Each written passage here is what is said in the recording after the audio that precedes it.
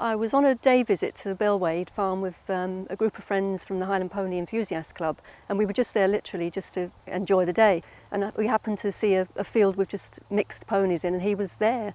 And it was just something, it just clicked, you know, sometimes you just know this is the one.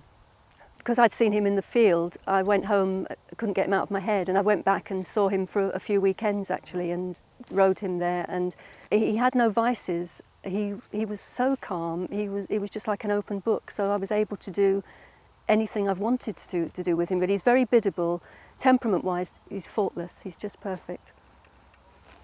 I keep Major on the shores of Loch Ness. You can see the castle in the background, that's Castle Urquhart.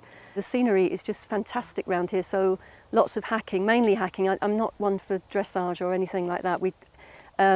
He's in hand at the moment, and that's what we do quite a lot, just walk out looking at the scenery.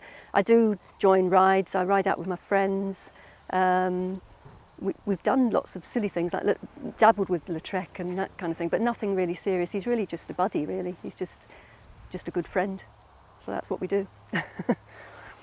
One of the places that we like to go most of all is it's through a tiny inlet bay on Loch Ness, and he loves walking through it. On one occasion, it wasn't me riding him because I'm not that brave, it was a friend of mine's son, but he went quite far out, so it looked as if he could have been the Loch Ness Monster at some point.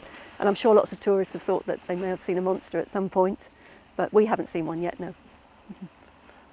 Major is quite a character. In fact, he's quite well known on the yard for lying down in the school, and it caused quite a furore to start with, because when the horses from the riding school used to come down the track, the first thing they see is the outdoor school, and quite a few of them tried to run back up the track. But now they all know that that's what Major does.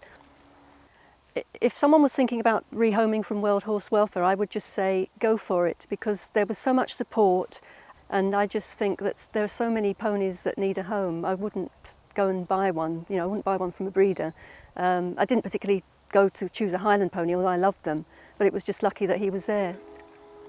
When I first entered this competition, one of the reasons I did it was because I just felt that he is such a good pony. I wanted him to be an ambassador for World Horse Welfare, and if people see him, I think it might make them, spur them on to think that they could actually go somewhere to a charity, World Horse Welfare, and find something comparable, rather than thinking that everything has a problem, because it clearly, if you just look at him, he doesn't have any problems. I'm very proud of him, and you know, I hope we do have a long and happy life together.